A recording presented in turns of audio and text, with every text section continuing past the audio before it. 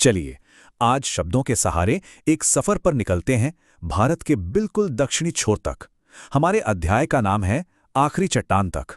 तो ये अध्याय असल में एक यात्रा वृत्तांत है। मतलब लेखक हमें अपने साथ कन्याकुमारी की सैर पर ले जा रहे हैं, जो कि भारत की जमीन का कह सकते हैं अंतिम सिरा है। तो चलिए इस कहानी को और गहराई से समझते हैं।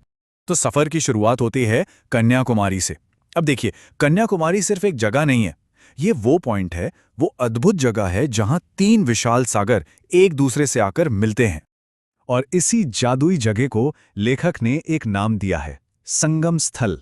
मतलब वो जगह जहां अरब सागर, हिंद महासागर और बंगाल की खाड़ी तीनों का संगम होता है। वाकई कितनी खास जगह होगी ये।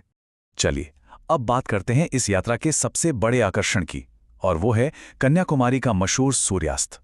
लेखक इस नज़ारे को एक रेतीली पहाड़ी से, जिसे सैंड हिल कहते हैं, वहां से देख रहे हैं। और जो वो देखते हैं ना, वो सच में कभी ना भूलने वाला मंजर है। जरा लेखक के शब्दों पर गौर कीजिए। वो कहते हैं, पानी के ऊपर जैसे सोने ही सोना ढुलाया। बस कल्पना करके देखिए उस नज़ारे की। पर यह खूबसूरती एक जगह टिकी हुई नहीं थी। रंग इतनी तेजी से बदल रहे थे कि किसी एक रंग को कोई एक नाम देना भी नामुमकिन था। और ये बदलाव देखिए कैसे हुआ।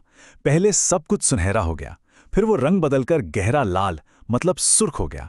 उसके ठीक बाद बैंगनी, और फिर देखते ही देखते सब कुछ रात के काले अंधेरे में समा गया। मानो कुछ ही पलों में आसमान ने सारे रंग दिखा दिए हों। अच्छा, आसमान के रंग तो हमने देख लिए, अब जरा जमीन पर नजर डालते हैं। कन्याकुमारी के तट की एक और बड़ी अनोखी बात है, वहां की रेत। वो एक रंग की नहीं, बल्कि कई रंगों वाली है। लेखक बताते हैं कि उन्हें वहां सुरमई, खाकी, पीली और लाल कई तरह की रेत दिखाई दी। और कमाल की बात तो यह है कि इन रंगों के न जाने कितने अलग अलग मिश्रण भी थे। ऐसा लग रहा था मानो हर कदम पर रेत का एक नया शेड, एक नया रंग था। अब इस कुदरती खूबसूरती के बीच लेखक का ध्यान जाता है वहां मौजूद इंसानों की तरफ।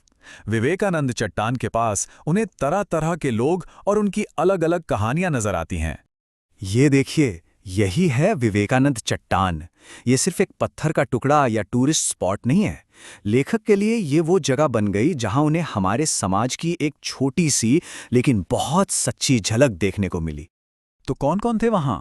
एक तरफ थे पढ़े लिखे लेकिन बेरोजगार नौजवान, दूसरी तरफ थीं घूमने फिरने आई बेफिक्र लड़कियां, कुछ सरकारी मेहमान भी थे, और वहां की स्थानीय महिलाएं भी। सोचिए, एक ही किनारे पर कितनी अलग अलग जिंदगियां एक साथ मौजूद थीं।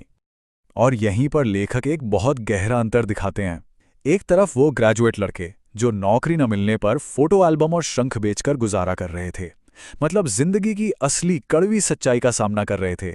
और दूसरी तरफ वो टूरिस्ट लड़कियां जो बिना किसी फिक्र के बस सूर्यास्त का मजा ले रही थीं, अपनी यात्रा के रोमांच में डूबी हुई थीं। एक ही नज़ारा पर दो बिल्कुल अलग हकीकतें। तो अब हम इस यात्रा के सार की तरफ बढ़ रहे हैं।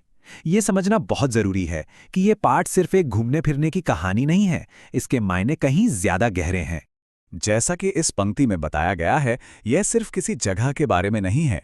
इसमें आपको प्रकृति का जीवंत रूप दिखेगा, इंसान की जिंदगी और समाज की एक झलक मिलेगी, और साथ ही लेखक की अपनी सोच, उनकी आत्मानुभूति भी महसूस होगी।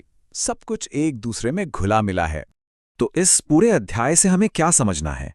इसका निचोड़ ये है कि एक तरफ प्रकृति है, इतनी विशाल, इतनी सुंदर, और दूसरी तरफ है इंसानी जिंदगी की सच्चाइयां।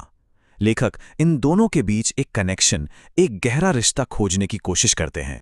और अंत में चलिए एक सवाल के साथ इस चर्चा को खत्म करते हैं। इस पूरी यात्रा कथा को पढ़कर लेखक की सोच और उनके मन के बारे में क्या पता चलता है? क्या वो सिर्फ एक घूमने वाले यात्री हैं, या फिर एक गहरे विचारक भी हैं जो हर चीज को बहुत बारीकी से देखते और समझते हैं? इस पर जरूर सोचिएगा।